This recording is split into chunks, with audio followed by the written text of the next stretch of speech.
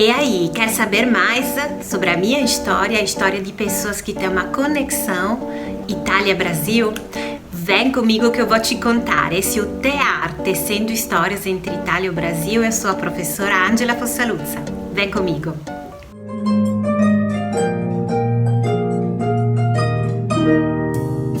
Olá, eu sou a Angela Fossaluzza. Estamos aqui no meu canal YouTube Italiano em Gotas e hoje estou aqui com a Afra, querida Afra Colodetti. Na verdade são muitos sobrenomes italianos, né? A Afra vai já contar a história dela, que é uma história entre Itália e Brasil. O objetivo é contar esse tear, né? Esse entrelaços de história entre Itália e Brasil. Então, o meu sobrenome é Colodetti, então você é italiana, na verdade. Exato, Angela. Primeiramente, muito obrigada pelo convite. É um prazer estar aqui com você. Eu que agradeço. A Afra é uma querida, a história dela é maravilhosa. E também ter o privilégio de estar abrindo esse canal tão incrível que eu já estou ansiosa para ver tudo, né? E acompanhar aqui com vocês. Então, a minha relação com a Itália, ela vem de outras vidas, literalmente, né? Porque minha família é de origem italiana. No caso, a minha mãe é capixaba e é de origem italiana, né, descendente italiana da região de Vêneto, um paizinho que a gente descobriu. Eu morava numa cidade na Itália que se chama Villorba. Quando eu conheci a Afra, ela me disse que ela é de a família da sua mãe. Exato, a comuna de Villorba. E aí eu falei pra ela, acho que a nossa afinidade ela vem de outras vidas, literalmente, né? Foi um encontro destinado, né? Exato. Então essa relação que eu tenho com a Itália, além de ser de outras vidas, né, por conta da minha origem, dos antepassados, ela veio também na prática, né, da minha criação, no caso com a minha mãe, com meus pais, né? Meu pai é cearense e minha mãe é italiana. Então eu sempre acompanhei, assim, desde pequenininha, a tradição da pasta feita em casa, do nhoque, nella domenica, e enfim, essa arte manual também. Minha avó, ela costurava muito bem, meu avô, no passado, não sei se eu te falei já, mas ele já trabalhou também com sorvete artesanal. Eu não sabia disso, isso eu não sabia ainda. Exato, ele trabalhava com sapatos, produção de sapatos artesanais e tudo, então essa minha origem, assim, da Itália, ela vem também na prática na minha criação em casa, né? Com a questão da gastronomia, da cultura da arte feita tudo à mão e tudo. E apesar da língua ter sido perdida, assim, ficou a cultura, né? Ficou a cultura e a essência, e a língua depois eu peguei, porque aí eu fui estudar na Itália. Cenas do próximo capítulo.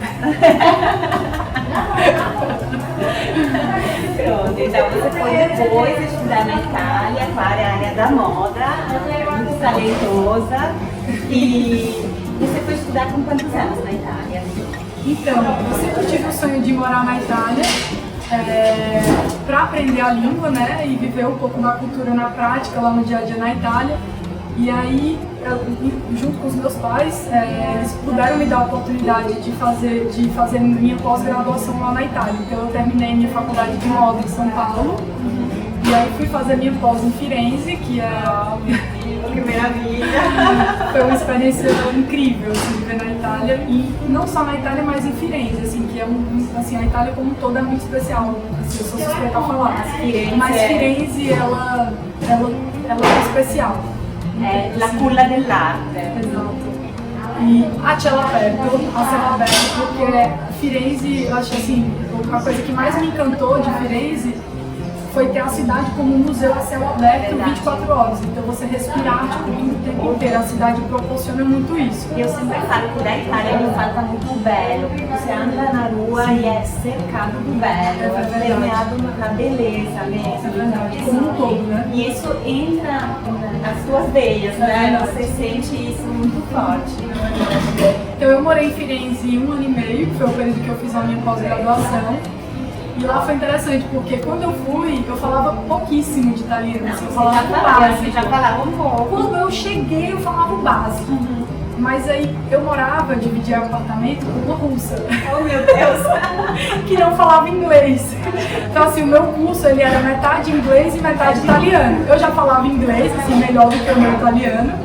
E aí, durante as aulas, os professores falavam, você entendeu tudo em inglês, né? Eu falei, não entendi nada, porque aí eu obrigava o professor a ter que falar italiano.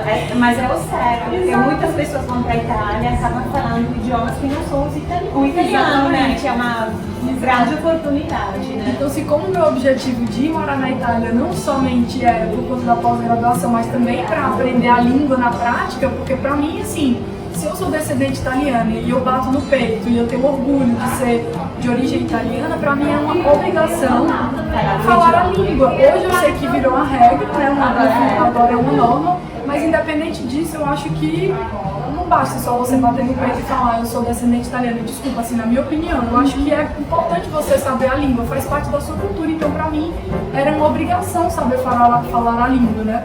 Então, durante a minha pós-graduação, eu era bilíngue, né? Era inglês e italiano. Eu dizia que eu não tinha entendido por professor falar italiano e realmente a minha amiga russa, que era a única que não falava inglês da turma, ela não entendia nada em inglês, então tinha que ser repetido realmente porque ela não entendia. Então nós morávamos juntas, eu e a Yassia, uma grande amiga super querida. Então eu aprendi italiano assim com a Yassia, com a russa. Você não acabou aprendendo russo, né? Não, tentei até um pouco, mas é assim, a gente aprendeu algumas coisas, inclusive erradas, assim, no bem e no mal eu aprendi com a russa, porque muitas coisas ela aprendeu comigo errado, porque eu falava em português. Por exemplo, eu vou contar uma história rápida, tá, Angela? A gente esqueceu o guarda-chuva um dia pra ir na aula. Aí ela, Fran, a gente na verdade, a gente levou o guarda-chuva e voltamos pra casa sem o guarda-chuva. Quando a gente chegou em casa, aí eu e Yassia, a gente esqueceu o guarda-pioggia. Aí ela, guarda-pioggia? O que é guarda-pioggia? Aí eu, umbrella. Ele é umbrella, mas umbrella italiana é guarda-pioggia? Eu, claro, guarda-pioggia. Que tiene la pioggia, guarda-pioggia. É ombrello, gente, não é guarda-pioggia, é ombrello. Exato. Mas eu falava guarda-pioggia, e aí a Yassia, minha amiga, ele aprendeu guarda-pioggia. Então assim, a gente aprendia o italiano daquele jeito. Foi ótimo. Mas aí depois de 1 ano e meio, depois das aulas de italiano, no caso do curso, né, porque eu nunca fiz italiano na Itália, eu aprendi italiano mesmo com muita força de vontade, na prática. Se eu pudesse ter tido o privilégio de ter uma professora como você na época, teria feito toda a diferença pra mim.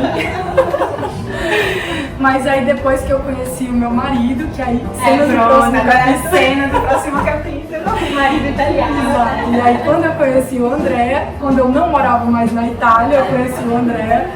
E aí eu aperfeiçoei o italiano com ele, realmente. E agora você fala perfeitamente. E aí hoje eu posso dizer que eu falo italiano fluente.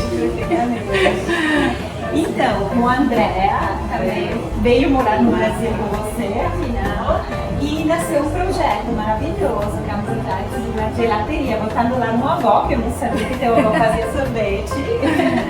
Agora existe a Vellucci e existe também a Morosi. Explica esse nome, porque Vellucci é o André, né? O nome do André, mas Morosi é o quê? Pois é, Vellucci é o sobrenome do meu marido, que é o nome da nossa empresa, que na verdade fui eu que escolhi que fosse Vellucci, ele foi muito resistente para isso. Sério? Mas dos nossos sobrenomes, o sobrenome dele era mais fácil de ser pronunciado, era mais bonito de se ouvir. O Colodete é um pouco mais extenso, né? Sim. Então eu optei que fosse Vellucci e no final, ele, contra a vontade dele, ele foi obrigado a aceitar. Então, a Vellucci é a nossa gelateria, né? E a Forno Morosi é a nossa pizzaria, que fica em Recife, a gente tem que Rio também. Mas a história da Morosi é a forma como eu chamo ele, né? Uma expressão vêneta. Sim, namorar, seria namorado. Exato, né? meu namorado, meu querido, meu crush, né? Exato. Então eu sempre tive o hábito de chamar o moroso de moroso, apesar de que é um termo que você usa não em primeira pessoa, você usa em terceira pessoa, né? Il mio moroso, o meu moroso. Isso, exato. No final eu sempre chamei ele de em primeira pessoa, né? Moroso, vem cá, moroso. Então ficou uma brincadeira, hoje eu só chamo ele de moroso, até os amigos no final hoje acabam conhecendo ele como moroso, né? Exato, e aí quando a gente tinha que decidir o nome da próxima empresa, eu também decidi que fosse Morosi, que é só muito que aí lindo. eu coloquei no plural. Sim, mas porque aí Morosi com I fica eu e ele. Os namorados, né? Exato. Muito lindo, Exatamente. muito lindo. Mas assim, a nossa história surgiu como assim, a nossa história de amor um pouco, porque foi a forma que a gente criou pra ficar junto, né? Porque eu conheci o André dentro do avião, quando eu estava de mudança. Era o meu último dia na Itália. E aí, quando eu fui embora da Itália, eu conheci o André dentro do avião, eu estava indo pra Irlanda. Melhorar o inglês era uma desculpa para não voltar pro Brasil de imediato. Pra ficar na Europa. Na época eu tinha ganhado um concurso da Vogue New Talents, porque na moda eu tinha participado desse concurso e ganhei como destaque e revelação dos novos talentos. E aí na época eu decidi ficar mais um tempo antes de voltar pro Brasil, e o André estava numa viagem a trabalho. E aí a gente se conheceu dentro do avião, né? Tem toda aquela história e tal. Nunca mais se que ele tem a versão dele, eu tenho a minha. Claro, sempre assim, né? Exato. E aí no final, depois de idas e vindas, depois eu acabei voltando pro Brasil, a gente ficou à distância e aí a gente pensou na Velute como uma grande forma de ficar junto. E não somente, assim, o André, ele também vem de uma família que é 100% italiana, né? Porque o André é italiano. Mas uma família que preza muito pelo respeito pela matéria-prima, o respeito pelos ingredientes, pela tradição, pela forma de fazer o processo e de respeitar o processo, né? Que é essa parte mais importante. Então eles plantam tudo que eles consomem em casa. E aí quando a gente pensou na Velute, a gente pensou isso meio que como um reflexo do nosso estilo de vida também. Então hoje a Velute e a Forno Amoroso, elas nos espelham e a gente se espelha, assim, fala um pouco da gente, fala sobre a gente. Autenticidade, muita verdade, é uma alma muito autêntica, na Velute e na Amoroso, eu acho isso. Então agora eu vou tomar sorvete, viu? Eu tô aqui entrevistando pra isso. E na verdade essa é a nossa ideia, assim, a gente quis resgatar, trazendo pro Brasil uma coisa que é mais comum a gente conseguir encontrar na Itália e é mais difícil no Brasil. Então vir para a Velute e vir para a Amoroso é um pouco como se sentir um pedacinho da Itália dentro do Brasil. Esse era o nosso reflexo. Eu posso confirmar. E teu gosto preferido? Teu sabor favorito de sorvete? O meu sabor preferido de gelato, eu sou suspeita a falar, né? Mas tem um sabor que, assim, vou dizer o meu preferido e vou dizer o preferido da turma, né? O preferido da turma é o pistache, né? Que é tipicamente italiana, que vem um pistache de Bronte e tudo. Que inclusive na época a gente achava que era um sabor que eu não tinha certeza se ia ser tão bem aceito, né? Era um sabor um pouco desconhecido, hoje já está mais conhecido e mais popular. Mas o meu preferido mesmo é o arancione, que é um chocolate com laranja, é um sabor vegano, à base de água e suco de laranja, que é muito especial e hoje eu vou te mostrar. Ótimo, se vocês passam aqui, passem na Velute, comer o sorvete, gelato, arancione, vale super a pena. Obrigada, Afra, adorei a nossa conversa, foi maravilhosa, muito grata para contar a sua história maravilhosa, uma história de entrelaços, né, entre Itália e Brasil. Obrigada. E de muito sucesso. Obrigada, Angela. Um beijo.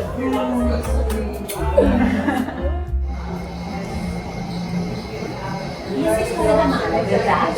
Você estava viajando na Irlanda, conheceu o André, porque você estava desesperada, tirando coisas da mala. Não, quando eu conheci o André, foi tipo assim, o dia mais conturbado da minha vida. Eu tava de mudança, imagina. Depois de 1 ano e meio de Firenze, mudando pra Irlanda, eu tava com uma mala gigantesca, eu já tinha pagado excesso máximo que eu podia. Com a vida dentro da mala. Tudo, tipo, e detalhe, o voo era o Ryanair, né? O low cost, a companhia de baixíssimo custo, nem que eu quisesse pagar excesso eu não podia. No final, eles pediram pra eu tirar 15 quilos da mala. 15 coisa. Eu não sabia o que tirar. No final, ficou metade dos pares do sapato dentro da mala, outra metade fora. 2 casacos de neve vestidos dentro do casaco de neve dos bolsos. Tudo que eu podia colocar. E aí, quando eu conheci o André, eu tava assim, né? O último da fila. Meu Deus, se pedirem pra eu guardar minha bolsa dentro da mala, não vai caber. Aí eu ficava, pra quem que eu vou pedir ajuda? Aí eu olhei um cara assim lá na frente e falei, ó, aquele cara executivo, terno e gravata, não tá levando nada na mão, no máximo eu peço pra ele levar pra minha mala. No final eu não precisei pedir pra ele. Ah, não precisa. Não, ele sentou do meu lado no avião e puxou assunto. Ele puxou assunto comigo. Então isso é a verdade, viu? Se alguém vai contar diferente, Não é isso a a verdade. A verdade é que ele puxou o assunto comigo. E no final eu tava agradecendo, eu tava assim, com gratidão profunda, porque eu tinha conseguido pegar o voo, que eu quase perdi o voo, né?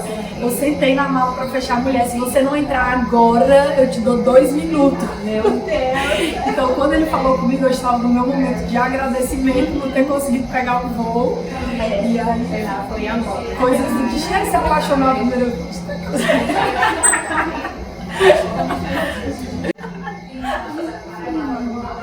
E ele te ajudou com a mala? Você botou essas coisas dentro da mala? Olha aí a curiosa, tá vendo? No final, ele assim, no meio da viagem, ele assim, né? Ah, então se você precisar de ajuda quando a gente chegar na Irlanda e tal, em Dublin, eu te ajudo, viu? Eu vou de táxi e tal, e o seu endereço é pertinho de onde eu vou ficar e tal. Aí eu assim, não. Eu falei, não, muito obrigada, tipo, eu já sei me virar, tá tudo certo. Aí no meio do caminho, tipo, depois de 3 horas de voo, né, eu vi que ele era uma pessoa tranquila e tal. E aí quando eu cheguei em Dublin, o meu primo, que morava em Dublin na época, fez uma surpresa. Ele disse que não ia poder me pegar no aeroporto. E quando eu cheguei, meu primo tava lá. Aí eu assim, eu acho que eu vou aceitar o carona. Porque assim, como meu primo tava lá, eu me senti tipo assim, se meu primo tá comigo, eu vou aceitar a carona dele, né? E os dois foram com ele. Aí foi eu, meu primo e ele na carona dele do táxi. Já entrou na família. Aí meu primo me abraçou e falou assim, ô prima, você não perde tempo, ele acabou de chegar, nem chegou direito, já conheceu a italiana. Eu falei, alto lá, morei na Itália 1 ano e meio, e não conheci ninguém, eu até namorava na época, enfim, nunca conheci ninguém, conheci depois que eu saí da Itália. É uma bela história.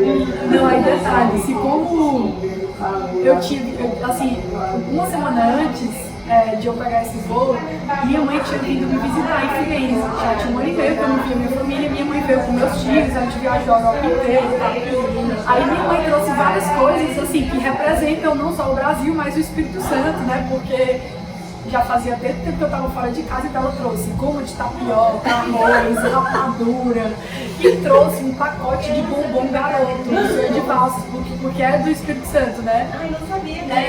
Garoto é de lá. Então ela trouxe 1 quilo daquele chocolate lá, serenata de amor. É cheio de valsa, sei lá. Isso estava na tua mala. Eu tive que tirar o pacote inteiro de dentro da mala. Só que pra não jogar 1 quilo inteiro fora, porque eu tive que tirar da mala, eu peguei 2 bombons e botei dentro da bolsa de mão. Eu falei assim, eu vou deixar 1 quilo aqui, mas eu vou tirar só 2 Só pra ficar comigo, né? Aí durante a viagem, que eu fui abrir o sonho de valsa lá, né? Aí eu tinha 2, eu abri pra comer um, aí eu tava comendo, aí eu ofereci um pra ele, porque tipo, eu ia ser mais educado, eu tava comendo um negócio me oferecer. Aí eu ofereci um bombom pra ele, chocolate. Só que até hoje ele passa na minha cara que isso daí foi porque não sei o que pra conquistar ele, porque dentro do sonho de valsa tem a mensagem, né? Igual o Bate Perudinho. E qual era a mensagem? Eu não lembro.